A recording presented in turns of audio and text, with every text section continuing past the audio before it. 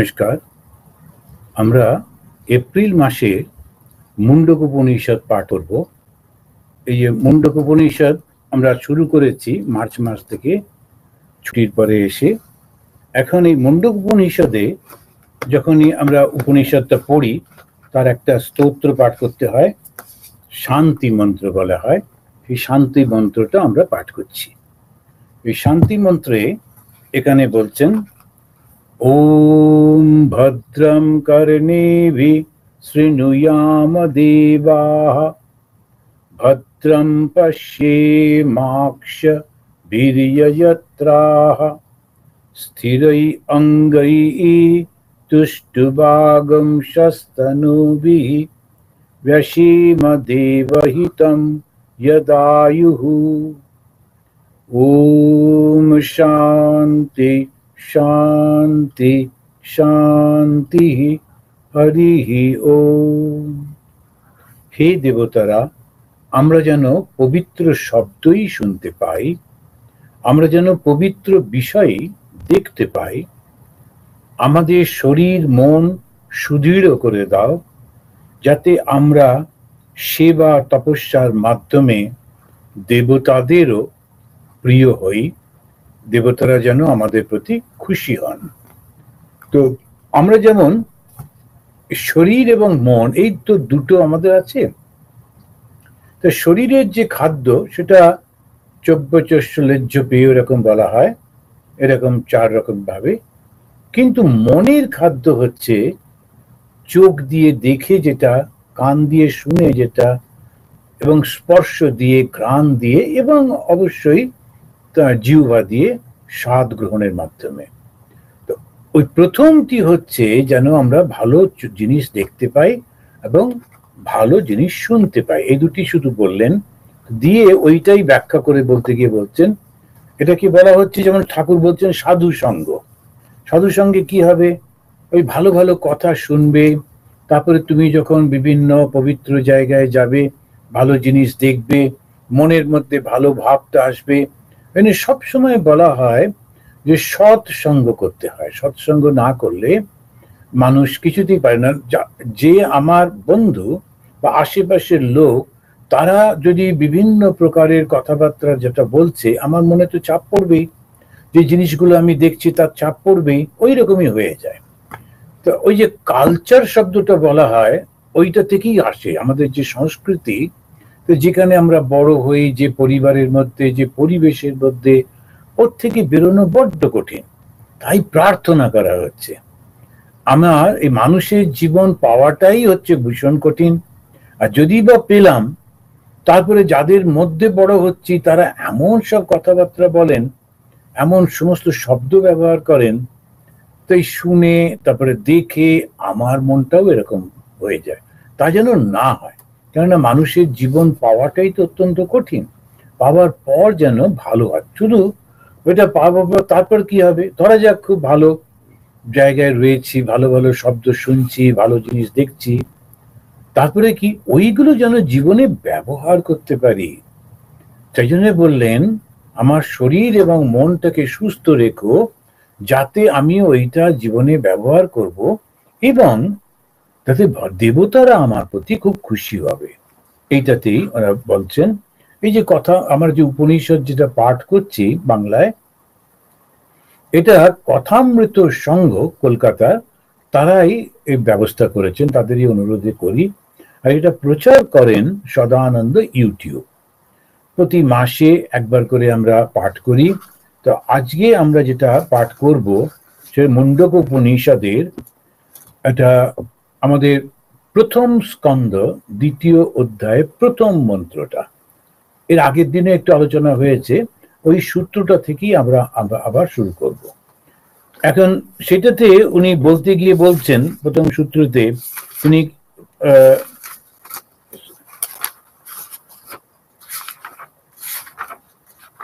উনি বলছেন যে তৎ এতৎ, এই সেই সত্য। তৎ মানে সেই, এতৎ মানে এই, সত্যম, সত্যম হচ্ছে চিরন্তন, যেটা কোনো দিন পরিবর্তন হয় না, তার সম্পর্কে বলছেন। আর সমস্যাটা যেটা আমরা জানি, বারবার আলোচনা করি, ঠাকুর শ্রীরামকৃষ্ণদেব যেমন বলেছেন যে ব্রহ্ম কখনো এঁটো হননি, অর্থাৎ কেউ তার সম্পর্কে ব্যক্ত করতে পারেনি, তাকে জানতে হবে। কিভাবে জানবো? আমার এই মন দিয়ে, বুদ্ধি দিয়ে আমি তাকে বোঝাবার চেষ্টা করব। কিন্তু মনটা তো লিমিটেড, বুদ্ধিটা তো লিমিটেড, আমি জানবো কি করে? তখন বলছেন উনি সদা সর্বদা ওখানে রয়েছেন, সুতরাং নতুন করে তার কাছে যাওয়া, তার কাছে বুঝতে, ওরা কিছু করতে হবে না। শুধু তার উপরে যে চাপা পড়ে রয়েছে ওটাকে সরিয়ে দিতে হবে। তপস্যা মানে কি? তপস্যা মানে ওই যে মনটার উপরে আমার যে সত্য, আমার যে সত্যিকারের রূপ, তার উপরে নানান রকম ঢাকা পড়ে গেছে। এবার এই ঢাকাগুলোকে সরিয়ে দিতে পারলেই আমি দেখতে পাবো আমার আসল রূপটা। তখন ওই একটা উপনিষদে খুব সুন্দর করে প্রার্থনা করছেন, বলছেন যে তুমি, সূর্যকে বলছেন, যেহেতু সূর্য হচ্ছে তো সেই জ্যোতি, জ্যোতির মাধ্যমে তো আমরা দেখতে পাই, তাই বলছেন পূষণ, তুমি পূষণ, তাকে সূর্যকে বলছেন তুমি আমার ওই হিরণ্ময়েন পাত্রেণ সত্যস্য অপিহিতম মুখম, সত্যের মুখটা যেন হিরণ্ময় বা সোনার পাত্র দিয়ে ঢাকা রয়েছে, তুমি ওটা সরিয়ে দাও। তত্তম পূষণ অপাবৃণু সত্য ধর্মায় দৃষ্টায়ে, আমি সত্যকে দেখব, সত্যর মুখোমুখি হব। কেন? আমিও সেই সত্য, আমিও সেই একই যার থেকে আমার সৃষ্টি হয়েছে, সেই সৃষ্টিকর্তাকে আমি দেখব, আমিও সেই এক। উদাহরণ দিতে গিয়ে বলছেন যথা স্ফুলিঙ্গাত, যখন একটা অনেক বড় আগুন জ্বলে, সে আগুন থেকে যে স্ফুলিঙ্গগুলো উড়ে উড়ে যায়, সেই ছোট্ট ছোট্ট স্ফুলিঙ্গও কিন্তু আগুন। তা আমি সেই স্ফুলিঙ্গ, কিন্তু এই আগুনটার সঙ্গে আমার সম্পর্ক আছে, তা না হলে আমি কিছুতেই জানতে পারতাম না। সেজন্য অনেকে বলে একমাত্র ইনি ভগবানকে জেনেছেন, তার মাধ্যমেই জানতে হবে। না, এটা খুব সায়েন্টিফিক কথা হলো না। যে কেউ জানতে পারবে। কেন না? সৃষ্টিটা যেটা হয়েছে সেটা হয়েছে একজনের থেকে, সবাইকে সৃষ্টি করেছে, প্রতিটি জিনিস সৃষ্টি হয়েছে। তো স্বামী বিবেকানন্দের এই কথা, তিনি বলছেন যে বুদ্ধত্ব hood is our birthright. বুদ্ধত্ব মানে হচ্ছে জ্ঞান প্রাপ্ত হওয়া। জ্ঞান কি? আবার ভগবান শ্রীরামকৃষ্ণদেব বলছেন এককে জানার নাম জ্ঞান। এক মানে যার থেকে সমস্ত কিছু সৃষ্টি হয়েছে। এখানেতে আমরা ওই দেখতে পাচ্ছি, সে জিজ্ঞেস করেছিলেন না একজন এসে, কস্মিন্নো ভগবো বিজ্ঞাতে সর্বমিদম বিজ্ঞাতম ভবতীতি। কস্মিন্নো ভগবো, ভগবো উচ্চ বলছেন কেন? রেভারেন্ড স্যার যেমন আমরা বলি, তো শ্রদ্ধেয় কাউকে আমরা বলছি, বলছেন আমাকে আপনি কি বলতে পারেন কোনটা জানলে আমি সবটা জানতে পারবো? একটা জিনিস জানলে আমি সবটা জানতে পারবো। স্বামী বিবেকানন্দ খুব সুন্দর করে বলছেন যে কেমিস্ট্রির লক্ষ্যটা কি? একটা কেমিক্যালকে জানা যার থেকে সবকিছু সৃষ্টি হয়েছে। ফিজিক্সের লক্ষ্যটা কি? একটা মেটেরিয়ালকে জানা যার থেকে সবকিছু। সবাই কিন্তু ছুটছে ওই এককে জানার জন্য, বিভিন্ন ভাবে তারা যাচ্ছে। আর আমাদের যে বেদ, আমাদের যে ধর্ম, যেটা সনাতন ধর্ম, যেটা হিন্দু ধর্ম নামে খুব পরিচিত, সেই ধর্মটাও কিন্তু ওই একই জিনিস আবিষ্কার করেছে, করে বলছেন ইনি হচ্ছেন সত্যম। সত্যম কেন বললেন? এর কোনো পরিবর্তন হয় না। সেখানে সত্য শব্দটার অর্থ হচ্ছে চিরন্তন। এই সর্বব্যাপী চৈতন্য রূপে রয়েছেন, এবং তাকে বলা হচ্ছে অক্ষরাৎ। স্বর এবং অক্ষর। স্বর মানে যেটা ভেঙে ভেঙে যায়, যেটা আমরা দেখি, আর অক্ষর মানে যার কোনো পরিবর্তন হয় না। এই অক্ষরাৎ কি কি সৃষ্টি হলো? সমস্ত কিছু। এই তারপরেই বলছেন দিব্য। কিরকম তাকে? খানিকটা উদাহরণ দিচ্ছেন, খানিকটা বোঝাবার চেষ্টা করছেন। যে আচ্ছা এইরকম ভাবে একটু বোঝাচ্ছে, কিন্তু নিজে না বুঝলে কিছুতে বোঝা যায় না।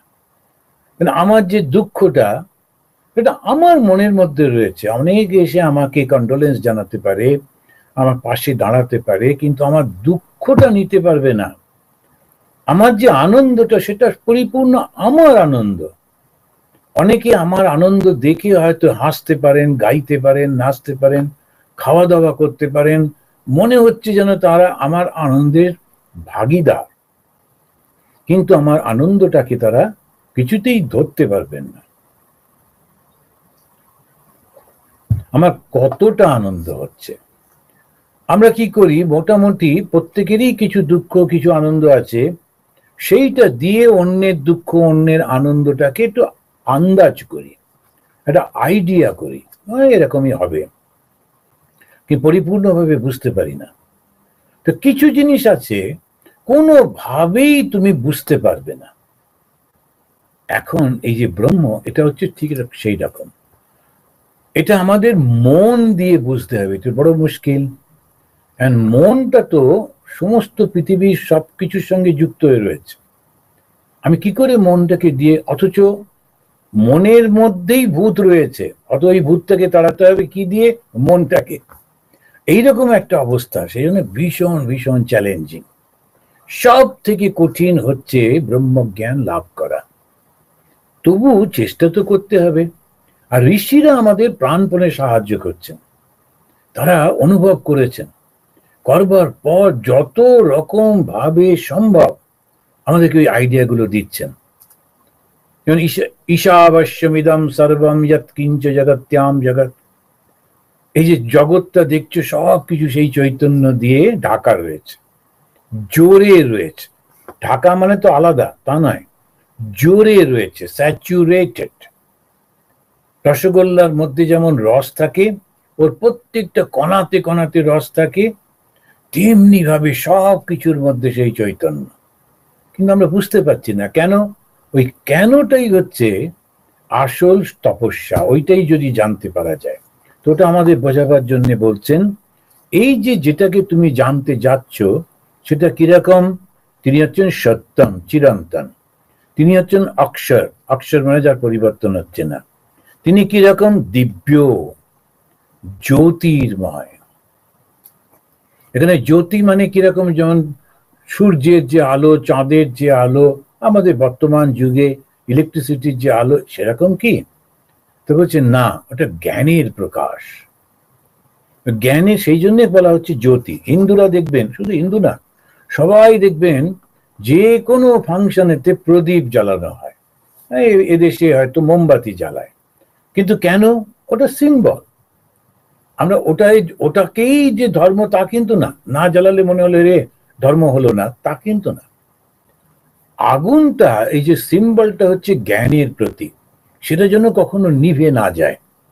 তা আগেকার দিনে কি হতো, দুটো কাঠে ঘষে ঘষে আগুন জ্বালাতে হতো, ভীষণ সমস্যা ছিল।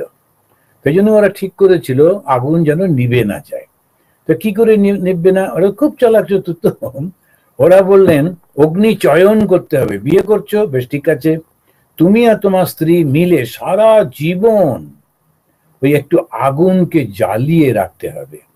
তোমাদের বিয়ের সময় ওই যে আগুনে একটা হোম হলো, তারপরে যে আগুনটাকে সাক্ষী করে তোমরা ভুললে, ওই আগুন থেকেই একটা টুকরো আগুন তোমাকে দেওয়া হবে।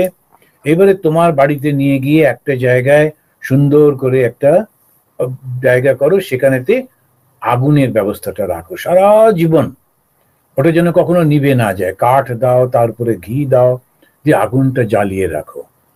এবার যখন তুমি মারা যাবে, ওই আগুন দিয়েই তোমার ছেলে তোমার মুখাগ্নি করবে। আবার ওই ছেলের বিয়ের সময় ওই আগুনটাই তাকে দেওয়া হবে, আর ওই আগুনটা চলতেই থাকবে। একে বলে অগ্নিচয়ন। তো অগ্নি পূজা হচ্ছে, কেননা আগুনটা থেকে সবকিছু সৃষ্টি, আগুন আবিষ্কার করে তো সবকিছু। তো এইটা হচ্ছে মন্দিরে যে প্রদীপ জ্বালিয়ে রাখে, ওটাও এরকম। কেন কি? ওই যাতে ওটা নিভে না যায়, সারাক্ষণ ওটা দেখে রাখতে হবে।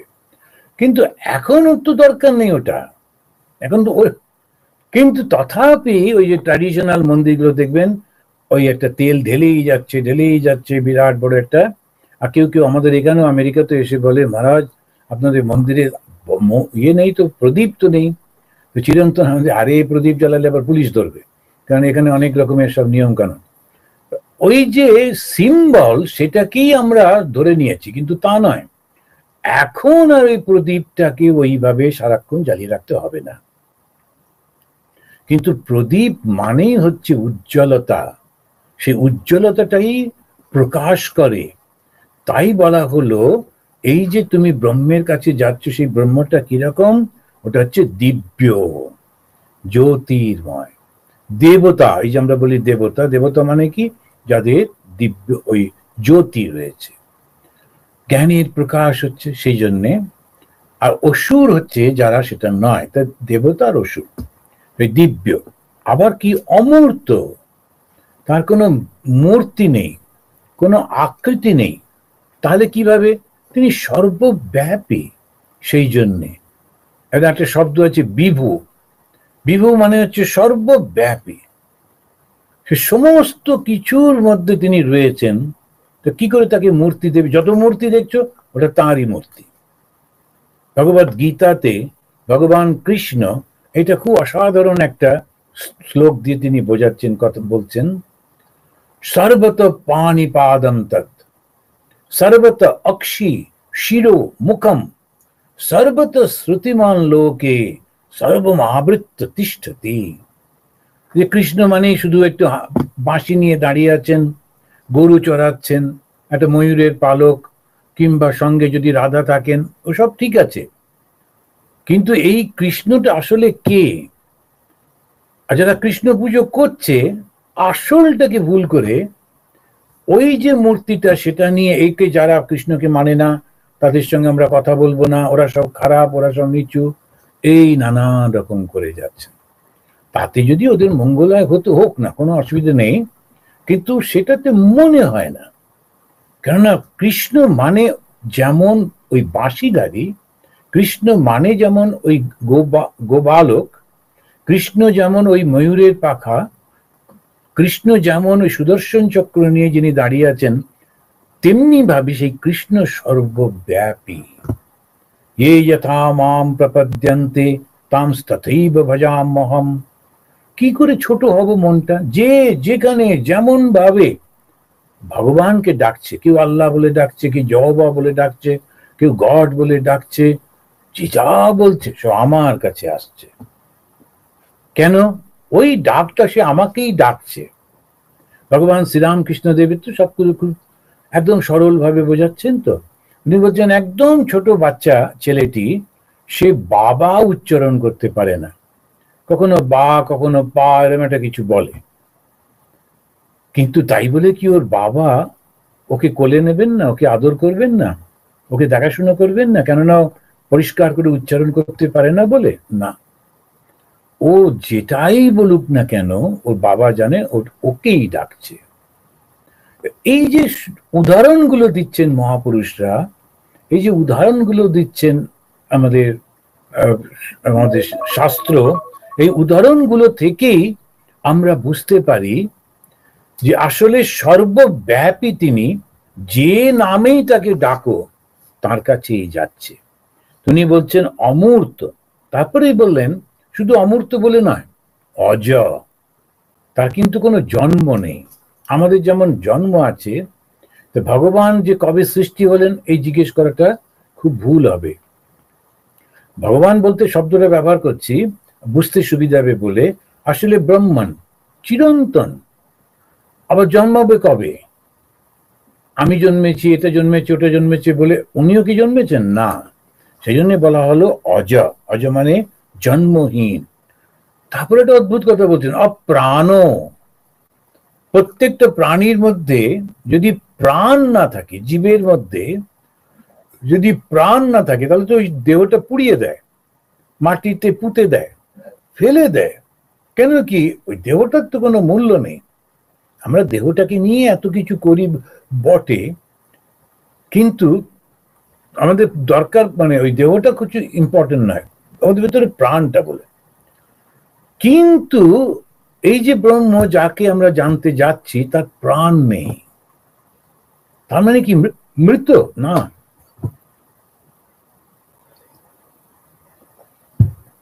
ওইটা তার প্রয়োজন নেই।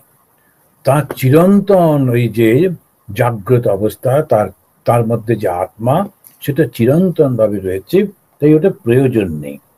অপ্রাণ, অমন। এখন মন মানে আমাদের কত রকমের সব চিন্তা ভাবনা থাকে, আগের আগের সমস্ত চিন্তাগুলো, এখনকার চিন্তাগুলো সেই মনের মধ্যে জমা পড়ে রয়েছে। তো হিন্দুরা খুব সুন্দর করে সবকিছু করে, তো ওরা মনটাকে আবার চারটে ভাগে ভাগ করে বোঝায়। ওরা মানে মন মানে মাইন্ড হয়ে গেল, কিন্তু অনেক সময় সাইকোফিজিক্যাল বডি বলে, সাইকো মানে হচ্ছে মানসিক, কিন্তু মনটাকেও ওরা চারটে ভাগে ভাগ করে বলছেন মন, বুদ্ধি, চিত্ত আর অহংকার। এই চারটেকে নিয়ে আমরা মন বলি। কিন্তু মন হচ্ছে সেইটা যেটা কোন রকম ডিসিশন নিতে পারে না, আমি এটা করব সিদ্ধান্ত নিতে পারে না, এটা করব কি করব না, করব কি করব না, ওই অবস্থাটা কি বলা হয় মন। আর যেটা সিদ্ধান্ত নেয় তাকে বলা হয় বুদ্ধি। আর সমস্ত এই যে ইমপ্রেশন গুলো যেখানে জমা হয় ওকে বলে অন্তঃকরণ। একটা বেড়ালকে দেখে, একটা ছোট্ট শিশু যে কোনোদিন বেড়াল দেখেনি প্রচন্ড ভয় পেয়ে যায়। এবারে যখন তার মা এসে ওই বিড়ালটার সঙ্গে ওর পরিচয় করিয়ে দেয়, এবারে যখন বিড়ালটার সঙ্গে সে খেলে, এবারে কোনো বাড়িতে গেল, অন্য কোথাও গেল, আর একটা বিড়ালকে দেখো ভয় পাবে না, কেন? সঙ্গে সঙ্গে ও জানে ওটা হচ্ছে সেই বেড়াল। কি করে ওই বাচ্চাটার সঙ্গে সঙ্গে আইডেন্টিফাই করলো? ওইটাই হচ্ছে অন্তঃকরণ, ওখানে রেকর্ড হয়েছিল। আর যেই মুহূর্তে ওই চোখটা গিয়ে ওই প্রাণীটার উপরে পড়লো, বিড়ালটার উপরে পড়লো, সঙ্গে সঙ্গে আমাদের সাবকনশিয়াস মাইন্ড থেকে ওই রিফ্লেকশনটা চলে এলো, এইটা হচ্ছে এইটা, এইরকম যে প্রাণী তার নাম হচ্ছে বেড়াল, সঙ্গে সঙ্গে করে দিল। ওই জন্য বাচ্চাদেরকে ছবি দেখিয়ে দেখিয়ে পড়ানো হয়। বড়দের পড়ানো হয় তা তো নয়, নামটা বললে ওই ছবিটা মনে এসে গেল, কেননা সেখানে রেকর্ডটা অনেক পাকা হয়ে গেছে। এই যে ভাবটি, আর আমাদের হিন্দুদের আবার আর উপরে নিয়ে গেছে, ওরা কতগুলো ইন্ডিকেশন দেয়, তাতেই তোমার পুরোটা বোঝা উচিত। তিনি বলতে গিয়ে বলছেন যে তৎ এতৎ সত্যম অক্ষরাৎ দিব্য অমূর্ত অজ অপ্রাণ অমন শুভ্র অক্ষরাৎ পরতঃপর। এর থেকে সব কিছু সৃষ্টি হয়েছে। এটা কি ইন্ডিকেশন দিচ্ছেন? যে মুহূর্তে বলছেন অক্ষর, সঙ্গে সঙ্গে যে এটা নিয়ে পড়াশোনা করেছে, তপস্যা করেছে, ও জানে এটা কোনো রকম ভাবে ক্ষয়প্রাপ্ত হয় না, এটা জন্মায় না, এটা দ্যুতিমান, এটার কোনো আকার নেই, এটার প্রাণের প্রয়োজন হয় না, এর মন নেই, এটা অমলিন, শুভ্র, কোনো মলিনতা নেই। মলিনতা কখন আসে? যখন স্বার্থপরতা আসে। মলিন মানে কি? স্বার্থপর, যে আমি আমি আমি করছি, আমি করব, আমাকে লোকে স্বীকার করবে, আমাকে লোকে মনে করবে, সবসময় আমি করছি, তখন সেই যে সেটা হয়ে যায় মলিন। এখন যখন সেটা নেই যার, তাকে বলা হচ্ছে শুভ্র। তারপরে আরেকটা শব্দ বলা হলো অক্ষরাৎ পরতঃপর। ইনি অক্ষরাৎ, অক্ষরাৎ বলতে এখানে বোঝাচ্ছে প্রকৃতি। এই যে জগতের যে প্রকৃতি, এটা প্রচন্ড শক্তিশালী।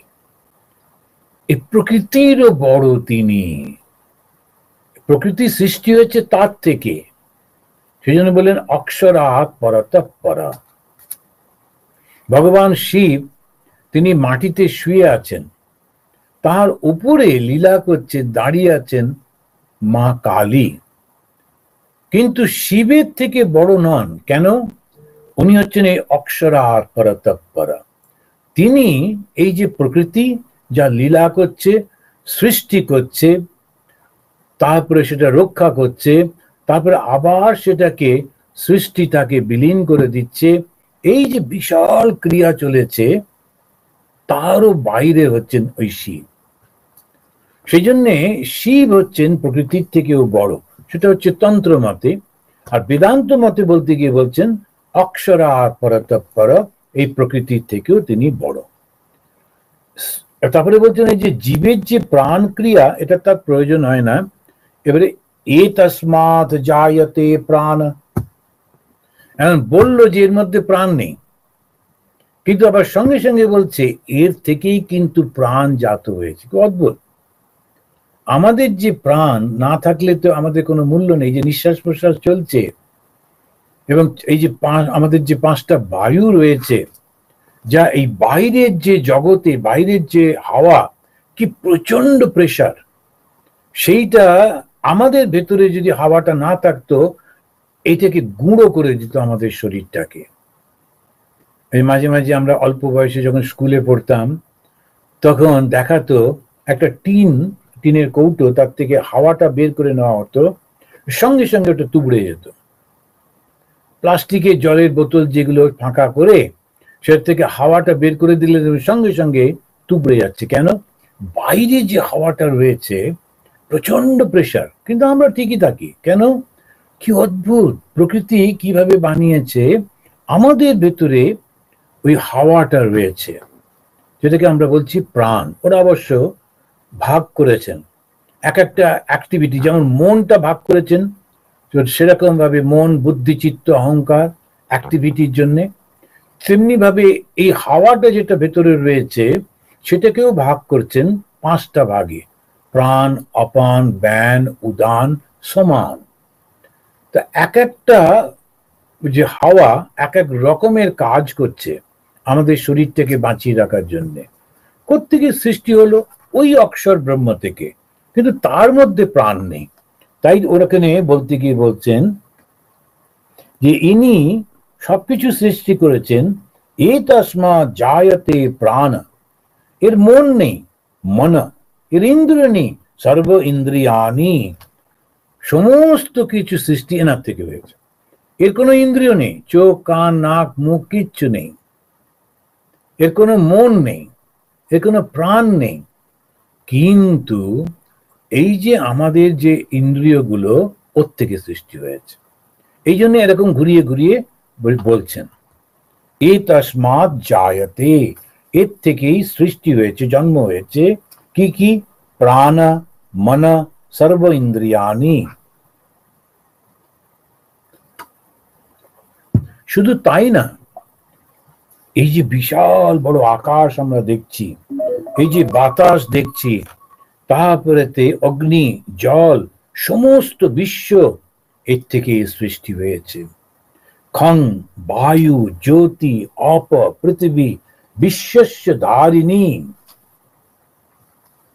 এই সমস্ত সৃষ্টিটা তার থেকে হয়েছে। এইবারে একটুখানি শান্ত হয়ে যদি আমরা ভাবি, আচ্ছা যদি সব কিছু তার থেকে সৃষ্টি, তাহলে শত্রু মিত্র কি করে হলো?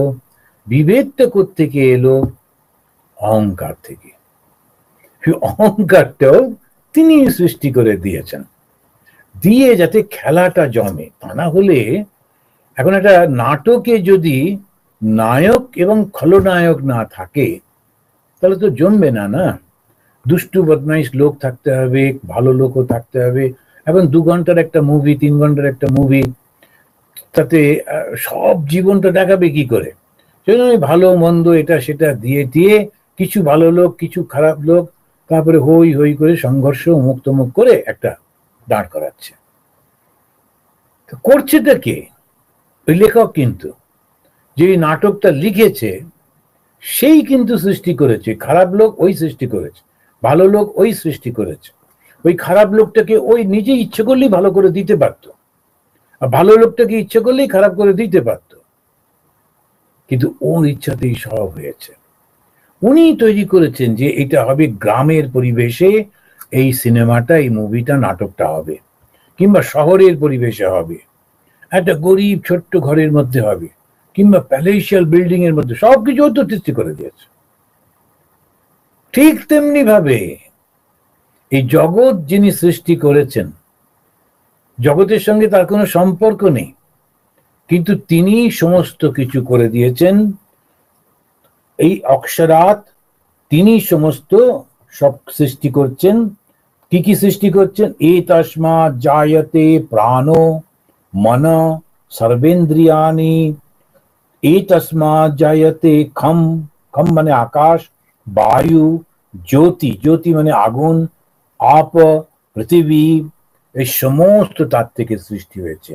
আকাশ, বায়ু, জ্যোতি, জল এবং এই পৃথিবী। এবারে যদি খেয়াল করে দেখেন, এই হিন্দুরা যখন আরতি করে, ট্র্যাডিশনাল হিন্দুরা, একজন দুজন তারা করে না, ওরা একটা বিশেষভাবে তারা একটা আদর্শ, অন্যভাবে তাদের একটা আদর্শ। কিন্তু সমস্ত হিন্দু মন্দিরে 5টা বিষয় ওরা দেখায় আরতির সময়। কি কি না, একটা আগুন দেখায় আরতির সময়, প্রদীপ, তারপরে একটা শাঁখের মধ্যে জল, তারপরে একটা কাপড় নিয়ে এমনি এমনি করে দেখায়, তারপরে একটা ফুল দেখায়, তারপর একটা হাওয়া করে চামর দিয়ে। অ্যাস্থেটিক সেন্সের জন্যে সুন্দর সুন্দর সব জিনিস দিয়ে করে বটে, কিন্তু আসলে এই 5টা জিনিস কেন? এই 5টাই সৃষ্টি হয়েছে ব্রহ্ম থেকে। আর এই 5টা দিয়ে সমস্ত কিছু, এই আগুন, এই জল, এই মাটি, এই বাতাস, এই দিয়ে সমস্ত এই 5টা জিনিস দিয়ে হয়েছে। পঞ্চভূতের শরীর আমরা বলি না, পঞ্চভূত, ভূত মানে হচ্ছে ম্যাটার, ওই পঞ্চভূত দিয়ে এই সমস্ত গুলো সৃষ্টি হয়েছে। এবং সেই কারণেতে যখন এই পঞ্চভূত দিয়ে সৃষ্টি হয়েছে, আমরা ভগবানকে যখন ডাকি, কি দেব তাকে? তারই তো সব জিনিস, আমিও তো তারই। তখন আমরা আমাদের ভক্তিটা তাকে দেবার জন্যে ওই আরতি করি, 5টা জিনিস দিয়ে আরতি করি। আমরা এটা যদি জানি তাহলে কত ভালো লাগবে। আর না জেনে যখন করি তখন গোঁড়ামি হয়, না না না না, আগুনটা 3বার ঘোরাতে হবে, এরকম ভাবে ধরলে হবে না, এই আগুনটা এত বড় আগুন হতে হবে, ছোট্ট আগুন হলে হবে না, ওইটা নিয়ে তখন ঝগড়া করছে। আগুনটাই একটু, সে তুমি যেমন ভাবে একটু দেখাও, আগুনটার কারণটা যেই জানা থাকলো তখন ওই জ্ঞান হচ্ছে। না জানা থাকলে ওটা করছি বটে কিন্তু কাজ হচ্ছে না। তা এই যে বেদান্ত, এই যে আমরা এত কথা বলি, এত ক্লাস দিই, কেন করি? কেন আমরা শিখেছি, শেখার পর মনে হচ্ছে যারা আরো সবাই রয়েছেন তাদেরকে একটু জানিয়ে দিই, তাতে যদি ওদের উপকার হয়। তো যখন আমরা ওই 5টা প্রদীপ দেখাচ্ছি, 5টা প্রদীপও দরকার নেই, কর্পূর একটু দেখালেই হলো, কোনো একটু আগুন দেখালেই হবে, কিন্তু বুঝতে হবে ওটা অগ্নিতত্ত্ব। অগ্নিতত্ত্ব মানে ওই যেটা দেখাচ্ছি, ওই যে আগুনটা, ওটা সৃষ্টি হয়েছে কিন্তু সেই ব্রহ্ম থেকে, এবং তিনি ওইটাকে সৃষ্টি করেছেন আমাদের জন্য। ওর পেছনে রয়েছে সেই, ওই যার সম্পর্কে আমরা একটু আগে আলোচনা করছিলাম, সেই দিব্য জ্যোতির্ময় তিনি। প্রত্যেকটা জিনিস দেখছি আর ওইটা মনে হচ্ছে তাকে স্মরণ করছি আমরা। এই বাতাস, এই আগুন, এই জল, এই পৃথিবী, সমস্ত। এখন কথাটা হচ্ছে কি দিয়ে সৃষ্টি করলেন? কে সৃষ্টি করলেন? ব্রহ্মণ। বেশ, সর্বব্যাপী চৈতন্য সৃষ্টি করলেন। এবার কি দিয়ে সৃষ্টি করলেন? এইখানটাতে এসে সমস্ত ফিলোসফাররা নিজের নিজের মতো ব্যাখ্যা করে যাচ্ছেন। কেমন করে সৃষ্টি করলেন ওইটা নিয়ে নানান আলোচনা হচ্ছে। তা আমাদের এই যে বেদান্ত, বেদান্তের 3টে স্কুল আছে, 3টে ভাব আছে। স্বাধীন তো, যে যা নিজের নিজের মতো চিন্তাগুলোকে নিয়ে সে বলতেই পারে। তো একজন পণ্ডিত এসে বললেন, ঈশ্বর আলাদা, আমি আলাদা, আমাকে সৃষ্টি করবার পর তিনি আমাকে আলাদা করে দিলেন, আমার সঙ্গে তার আর কোনো সম্পর্ক নেই, কিন্তু আমার নির্ভরতা সম্পূর্ণ ঈশ্বরের উপর, তা না হলে আমি বাঁচতে পারবো না। সেই কারণেতে তার ভজনা করো, করলে যদি তিনি খুশি হয়ে তোমাকে তার কাছে নিয়ে যান, তাহলেই তোমার জীবন ধন্য হবে। এরা হলো দ্বৈতবাদী, দৈবফল ঐকার ত। এই দ্বৈতবাদী মানে হচ্ছে দুটো এক্সিস্টেন্সকে তারা বিলিভ করে। একটা হচ্ছে আমি, আর একটা হচ্ছে আমার ভগবান। আমরা দুজন এক নই, ভগবান সর্বশক্তিমান, আমার ক্ষুদ্র শক্তি, তার সমস্ত জ্ঞান, আমার একটু জ্ঞান। তা আমি তাহলে কি করব? আমি একটু আনন্দে ভালো করে থাকতে চাই, উপায় কি? এবারে ওই ওনাকে ধরতে হবে, ভগবানকে বলতে হবে তুমি আমাকে স্বর্গে নিয়ে চলো, আমাকে ধরে থাকো ইত্যাদি। এরা দ্বৈতবাদী। তো ভগবান কিভাবে সৃষ্টি করলেন? তিনি ইচ্ছা মাত্র সৃষ্টি করে আমাকে আলাদা করে দিলেন। এটা হচ্ছে একটা। আর একদল বললো না না, আমার সঙ্গে ভগবানের মিল তো রয়েছে, তা নাহলে আমি ভগবানের কাছে যাব কি করে?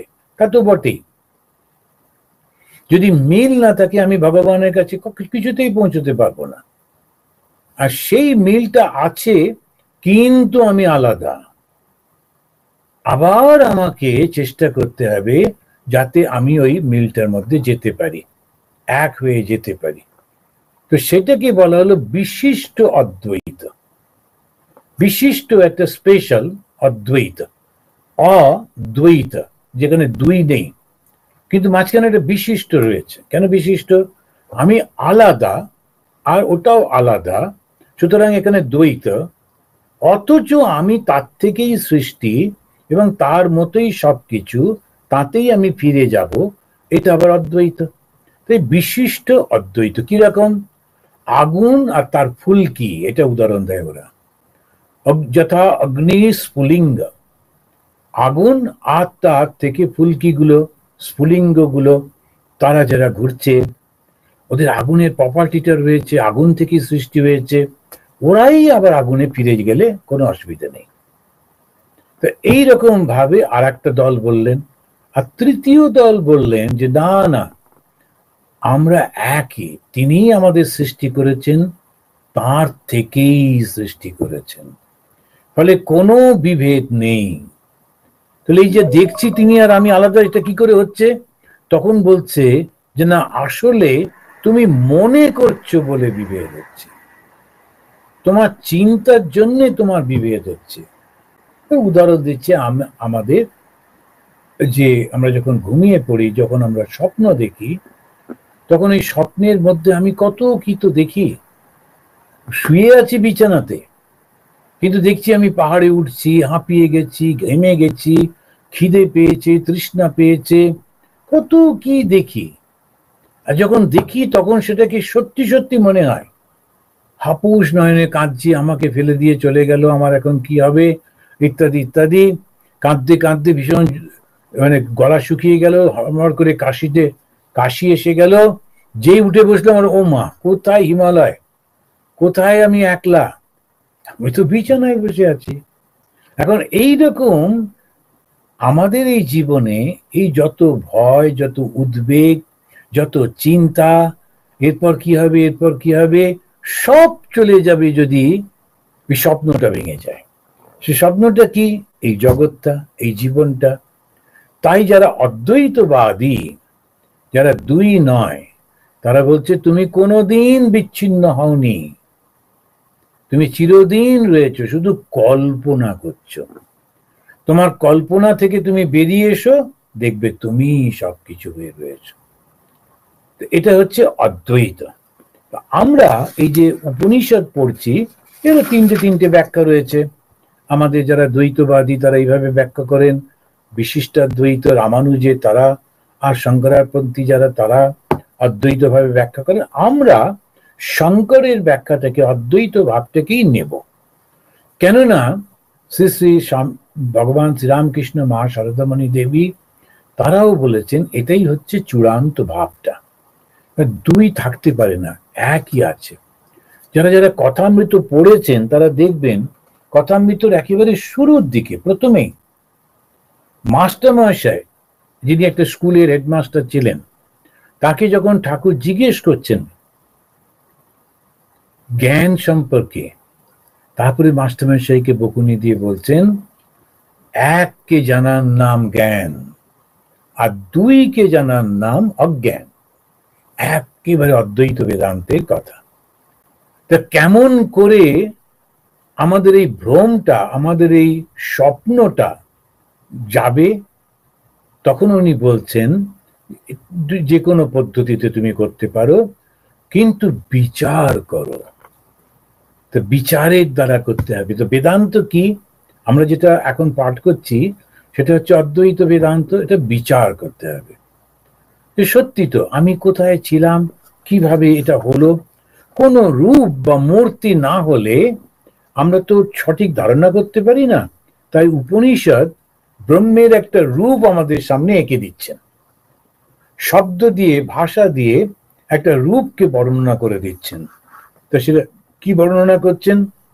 অগ্নি মূর্ধা চক্ষুষি চন্দ্র সূর্য দিশা শ্রোত্রে वाक् विवितश्च वेदाः वायु प्राणो हृदयं विश्वमस्य दाभ्यां पृथिवी हि एष সর্বভূতান্তরাত্মা।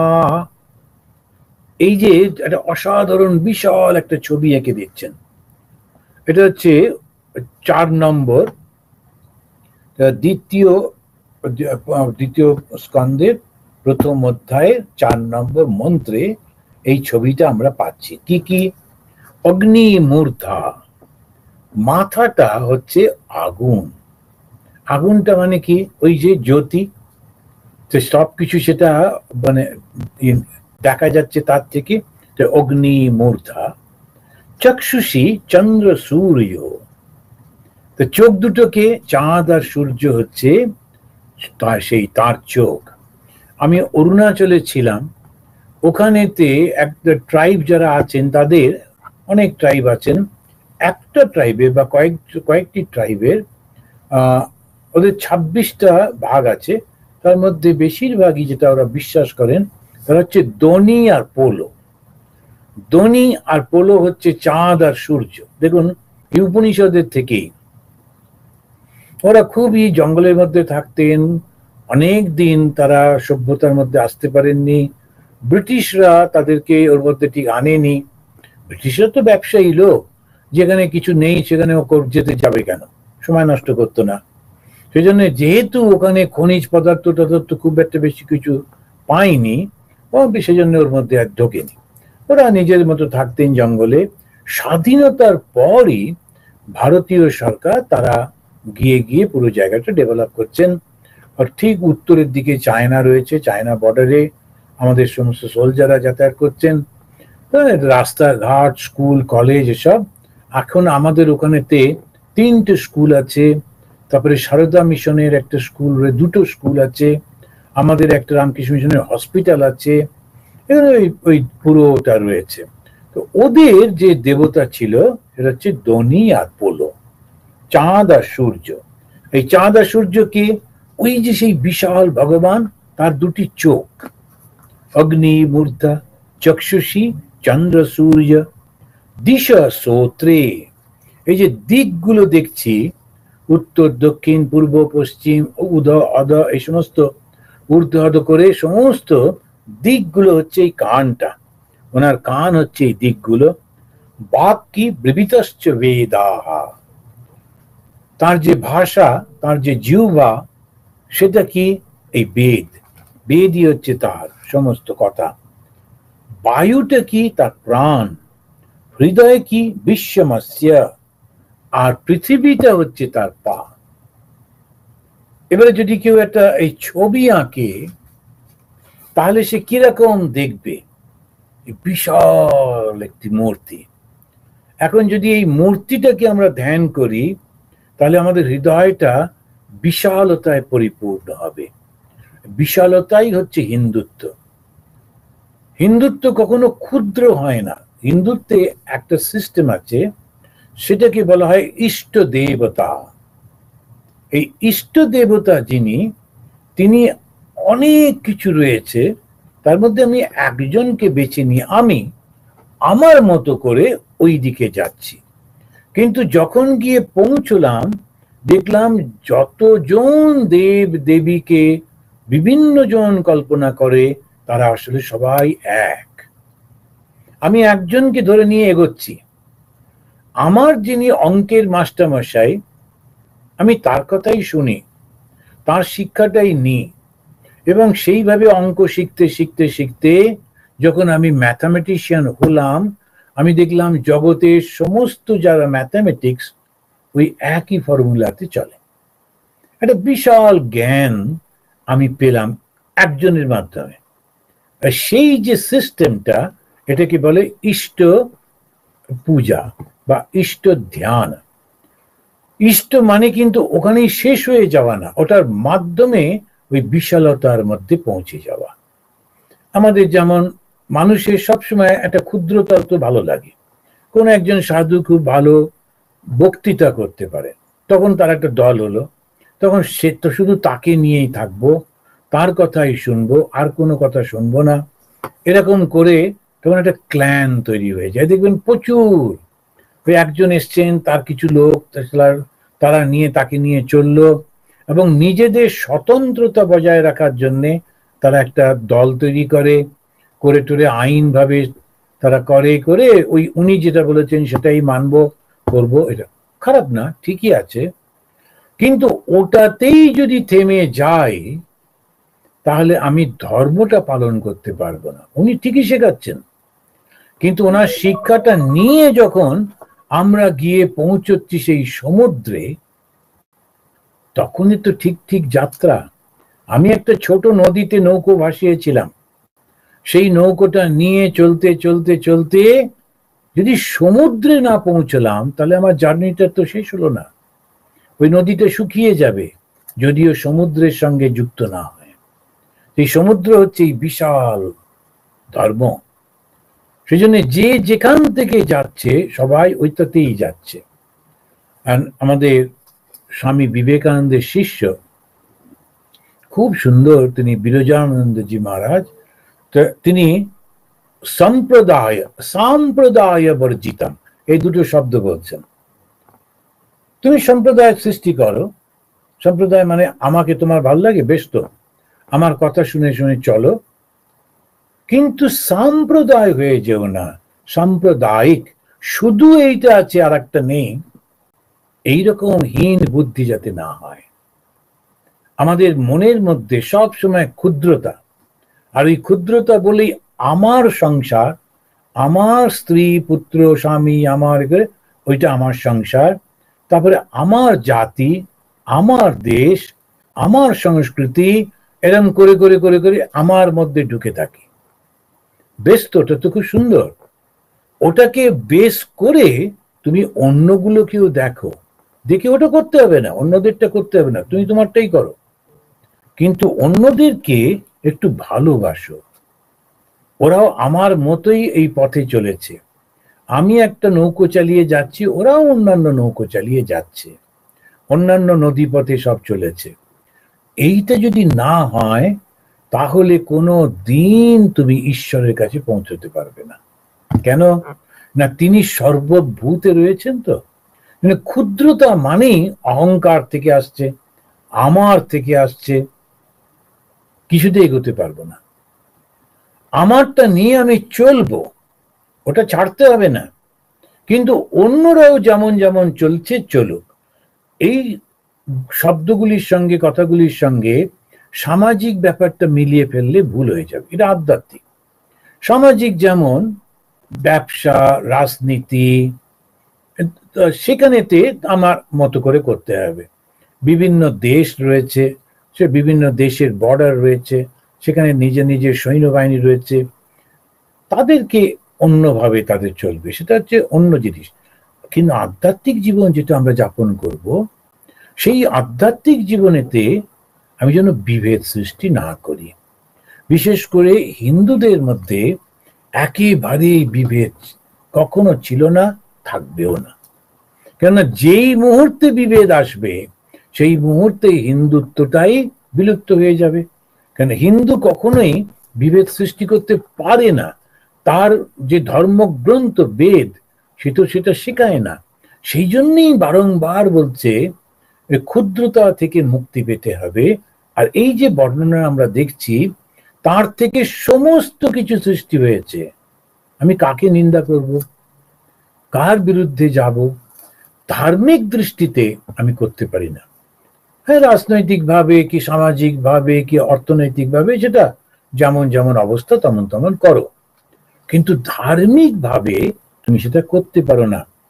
অগ্নি মূর্ধা চক্ষুষী চন্দ্র সূর্য দিশা শ্রোত্রে বাক ব্রবীতশ্চ বেদাঃ বায়ু প্রাণো হৃদয়ম বিশ্বমস্য পদ্ভ্যাম পৃথিবী হি এষ সর্বভূতান্তরাত্মা।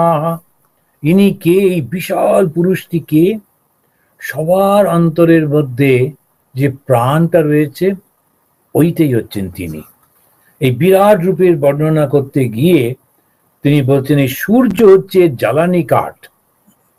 দেখুন সব সময় তখন তো আগুন ছাড়া আর কিছু ছিল না, সেজন্য আগুনটার উপরেই উদাহরণ দিচ্ছেন, যা কিছু দেখছেন এই আগুন। সূর্যটা সেটাও বেশ ভীষণ উত্তাপ দেয়, খুব উজ্জ্বল। আর এই মাটিতে আমরা আগুন জ্বালিয়েছি, ওটাও উত্তাপ দেয়, ওটাও উজ্জ্বল। এবারে ওটাকে লিঙ্ক করে বলছেন এই যে বিশাল পুরুষ হলো সর্বব্যাপী যিনি, ওই সূর্যটা হচ্ছে জ্বালানি কাঠ।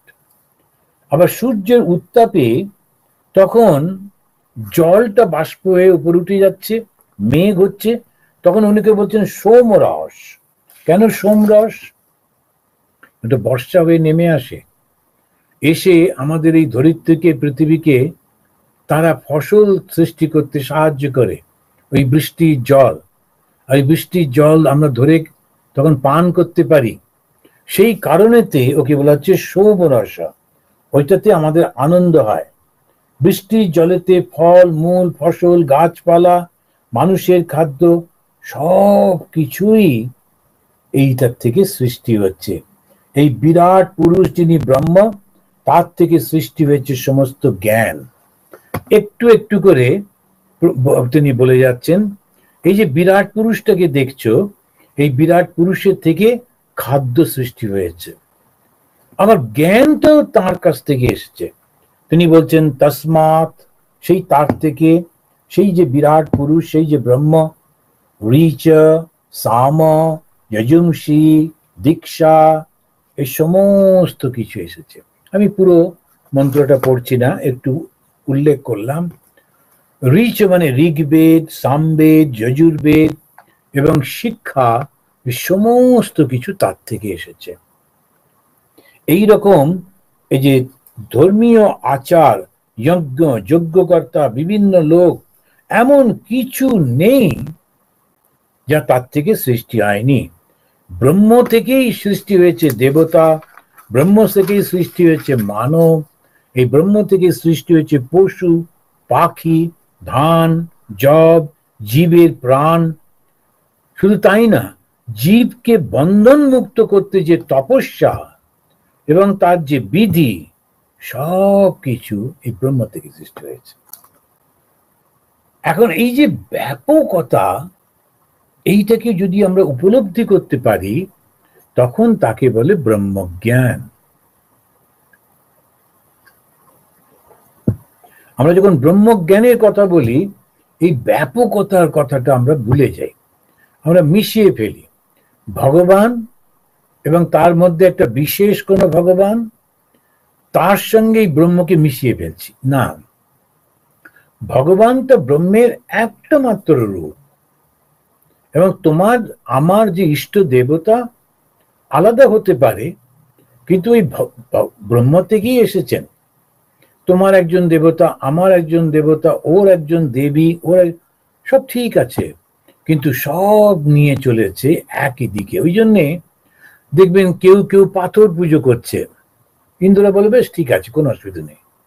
কেউ পশু পুজো করছে, আচ্ছা ঠিক আছে, তাতে অসুবিধা নেই।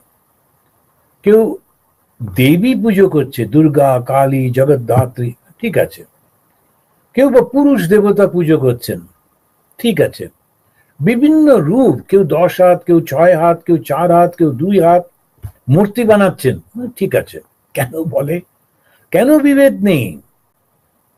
অন্যান্য ধর্মে মারামারি হয়ে যাবে, না ওটা করতে পারবে না তুমি। কিন্তু এখানে বলে তুমি যেভাবেই হোক এই ক্ষুদ্রতা থেকে বিশালে গিয়ে পৌঁছে যাও, তাহলেই হবে। বিরাট বড় একটা জাহাজ বানিয়ে তাতে করে যাবে, অথবা তুমি একটা ছোট কাঠের নৌকোতে যাবে, কিংবা কতগুলো গাছ কাঠ কেটে ভেলা করে যাবে, যাও না। যে পথে যেভাবেই যেতে চাও যাও, গিয়ে সমুদ্রে গিয়ে পড়ে যাও। সেই জন্য সমুদ্র, সেই যে বিশালতা, ওটাই হচ্ছে আমাদের লক্ষ্য। তো হিন্দু ধর্মের লক্ষ্য হচ্ছে ওই বিশালতাতে পৌঁছে যাওয়া। যখন এই বিশালতাতে আমরা পৌঁছে গেলাম, তখন আর কোনো সমস্যা থাকবে না। তো এইটাই হচ্ছে আমাদের মূল শিক্ষা। তস্মাচ্চ দেবা বহুধা সম্প্রসূতাঃ সাধ্যা মনুষ্যা পশবো বয়াংসি প্রাণ অপান ব্রীহি যবো তপশ্চ শ্রদ্ধা সতাম ব্রহ্মচর্যম বিবিধশ্চ। এই সমস্ত কিছু দেবতা সৃষ্টি হয়েছে, তারপরে মানুষ সৃষ্টি হয়েছে, পশু পাখি জীবজন্তু, তারপরে ফসল সৃষ্টি হয়েছে, আর তপস্যা সেটাও তার থেকেই সৃষ্টি হয়েছে। তপস্যাটা কিরকম? দুরকম, একটা হচ্ছে জাগতিক আর একটা হচ্ছে আধ্যাত্মিক তপস্যা। জাগতিক তপস্যাটা কি? শারীরিকভাবে কষ্ট করতে হবে, নইলে তুমি কিছুতেই সফল হতে পারবে না। এখন যারা আমরা জানি জগতে যারা ব্যবসা বাণিজ্য করছেন, খুব কষ্ট করে প্রথম দিকে শুরু করেন। যারা পড়াশুনো করছেন, খুব মন দিয়ে পড়তে হয় ঘন্টার পর ঘন্টা। যারা খেলাধুলো শেখেন, কিংবা যারা চাষবাস করেন, যে কোনো জিনিস জগতে যদি বাইরে থেকে করতে হয়, জগতের মধ্যে খুব পরিশ্রম করতে হয়। তখন লোকেরা বলে কি তপস্যাটা করেছে। এখন এই যে তপস্যা হচ্ছে কোনো একটা লক্ষ্যে পৌঁছতে গেলে মনটাকে একাগ্র করে সেই লক্ষ্যে পৌঁছবার যে চেষ্টাটা, সেটা আমি আমার ক্ষেতে ফসল করব, কিংবা আমার পড়াশুনোয় উন্নতি করব, কিংবা আমার গান বাজনাতে আমি ভালো করে শিখব, কিংবা খেলাধুলো শিখব, কিংবা যন্ত্র আবিষ্কার করব, কিংবা শাসন করব, দেশ চালাবো, সমস্ত কিছুতে আমি একাগ্র হয়ে করছি, ওইটা এক ধরনের তপস্যা। আর একটা হচ্ছে আধ্যাত্মিক তপস্যা, একটা জাগতিক সমৃদ্ধির জন্যে আর একটা আধ্যাত্মিক উন্নতির জন্য। এই আধ্যাত্মিক উন্নতির জন্য যে তপস্যাটা, সেটা কি? শ্রী শ্রী মা শারদামণি দেবী খুব ছোট্ট একটা কথাতে বললেন, সমস্ত জিনিস থেকে মন তুলে ঈশ্বরের চরণে রাখা। মনটা তো এদিক ওদিক চলে যায়, বারবার ওটাকে গুটিয়ে নিয়ে এসে শ্রী শ্রী মায়ের চরণে, ঠাকুরের চরণে রাখা, ওটা হচ্ছে তপস্যা। উনি বললেন তপস্যা কি বাবা? কোনোভাবে মনটাকে গুটিয়ে এনে ঈশ্বরের চরণেতে রাখাটাই হলো তপস্যা। এরপরে একটি মানুষকে বলা হয় 9টি দরজা বিশিষ্ট বিরাট একটা বাড়ি। এখন এই জীবটাকে নিয়ে, প্রাণীটাকে নিয়ে বলতে কি বলছেন, এই 9টি দরজা কি কি? তখন বলছেন উপস্থ, পায়ু, তারপরে 2টো চোখ, 2টো কান, 2টো নাক ও মুখ। এখন এই যে সমস্ত, সেটাকে নিয়ে নবদ্বারে পুরে দেহি, নবদ্বার, 9টা দরজা। 9টা দরজা হচ্ছে আমাদের এই শরীরটা। এই শরীরটার যে 9টা দরজা, সেইটা থেকে ওরা বললেন 2টোকে বাদ দিলেন, উপস্থ বায়ু বাদ দিয়ে মুন্ডকে একটি মন্ত্রে বলছেন সপ্ত প্রাণা প্রভবন্তি তস্মাৎ। এই যে সমস্ত 7টি প্রাণ তার থেকে সৃষ্টি হচ্ছে। 7টি প্রাণ কি কি? ওই 2টো চোখ, 2টো কান, 2টো নাক, একটা মুখ, এই টোটাল 7টা। এটা কি করছে? এরা হচ্ছে আমাদের ইন্দ্রিয়। এরা কি করছে? এরা বাইরে গিয়ে বিষয়টা সম্পর্কে খোঁজ খবর নিয়ে আসছে। তখন এই সপ্ত অর্চি, অর্চি মানে হচ্ছে ইন্দ্রিয়ের এই শক্তিগুলো। সপ্ত সমিধ, সমিধ মানে হচ্ছে বিষয় যেগুলো আমাদের মিলিত হয়। কিরকম? চোখ সে রূপ দেখে, কান সে শব্দ শোনে, নাক গন্ধ শোকে। এই যে বিষয়গুলো, এই বিষয়গুলো থেকে ওটাও কিন্তু বিষয়, এবং আমার এই যে ক্রিয়াটা, আমার ইন্দ্রিয়টা সব সেই ব্রহ্ম থেকে এসেছে। সপ্ত হোমাহা, এই কর্ম বলা হচ্ছে, কর্মের ফলও হবে, আর সেই অনুযায়ী জীব তো বিভিন্ন জায়গায় যাবে। এখন আমি একটা খারাপ জিনিস দেখলাম, দেখে একটা খারাপ ফল হলো। যেমন ওই মাঝে মাঝে বাচ্চারা তারা ওই আকাশে উড়ে যাচ্ছে, এই করছে, এরকম ধরনের একটা কাল্পনিক হয় না একটা মুভি, সেটা দেখে ওই রকম একটা স্পাইডারম্যান, ওরকম ভাবে একটা স্পাইডারম্যানের একটা পোশাক পরলো, পরে খাট থেকে লাফ দিল, ছোট বাচ্চা জানে না, ও ভাবছে ওরকম ভাবে লাফিয়ে চলে যাবে। ও লাফ দিল, দুম করে পড়ে এবারে ভীষণ ব্যথা পেল। কেউ কেউ শুনেছি আরো ভীষণ খারাপ খারাপ সমস্ত রেজাল্ট হয়েছে। এগুলো ইন্সপায়ার হয়ে যায়, কেন? ওই যে দেখেছে। তা আমারও খুব ভয় লাগে এই যে এখন সমস্ত মুভি মেকার্স যারা সিনেমা তৈরি করছেন, মুভি তৈরি করছেন, তারা পয়সার জন্য নানান রকম ভাবে খারাপ চরিত্র যেটা, সেটাকে হিরো বানিয়ে দিচ্ছেন, আদর্শ বানিয়ে দিচ্ছেন। তার চলন বলন, কথা বলা, কিন্তু সে তো খারাপ কাজ করছে সমাজে। তাকে হিরো বানিয়ে দিলে ওই ধরনের যে মানসিকতা, অল্প বয়সী যারা গায়ের শক্তি আছে, তারা ওই রকম করতে থাকবে। এটা সমাজের পক্ষে কত বড় ক্ষতি হয়ে যাচ্ছে। আদর্শটা দিতে হয় তো। সেই জন্য আমরা যারা ধর্ম পালন করি, এটাও খেয়াল রাখতে হয়। শুধু পয়সার জন্য পুরো একটা মানুষের সমাজকে আপনি নষ্ট করে দেবেন? আপনার মাথায় একটা বুদ্ধি এসছে, গান সব ঠিক আছে, দারুণ সুন্দর করে সব করছেন, লোকেরা পছন্দ করছে, কিন্তু কি শেখাচ্ছেন তাকে? ওইটা একটু ভাবতে হবে। তা না হলে ফলটা বড্ড খারাপ হয়ে যাবে। কি কি ফল হবে? তখন বলছে এই সব তো, এই যে যা কর্ম করব তার ফল তো হবেই। আপনি পয়সার জন্য জেনে শুনে আপনি ওষুধের মধ্যে ভেজাল দিলেন, খুব পয়সা হলো, একেবারে নিজের একটা প্লেন হলো, সে প্লেনে করে খুব মদ খেতে খেতে ঘুরলেন, কিন্তু পরের জীবনে পশু পাখি কীট পতঙ্গ হয়ে জন্মাতে হবে, হবেই হবে। সেই কারণেতে কর্মফলটা মাথায় রেখে কর্মটা করতে হবে। আমি কারো কোনো ক্ষতি করে দিচ্ছি না তো, এটা মাথায় রাখতে হবে। আমরা আজকে এইখানে থামি। 7টা লোকের কথা বলা হচ্ছে। এই 7টা লোক হচ্ছে, পৃথিবীর উপরে 7টা লোক আছে, পৃথিবীর নিচেও 7টা লোক আছে। আর এখানে কারা যায়? ওই যে কর্ম যেমন যেমন করে সেইভাবে আমরা সেখানে গিয়ে পৌঁছই। আর আমাদের এই ভালো কর্ম করলে আস্তে আস্তে ব্রহ্মলোকে যায়। ব্রহ্মলোক থেকে যাদের ইচ্ছা হয় তারা মুক্তি পেয়ে যায়। মুক্তিটাই আমাদের লক্ষ্য। আজকে এখানেই শেষ করি। আসুন আমরা 3বার শান্তি বলে শেষ করব। ওম শান্তি শান্তি শান্তি। হরি ওম তৎসৎ।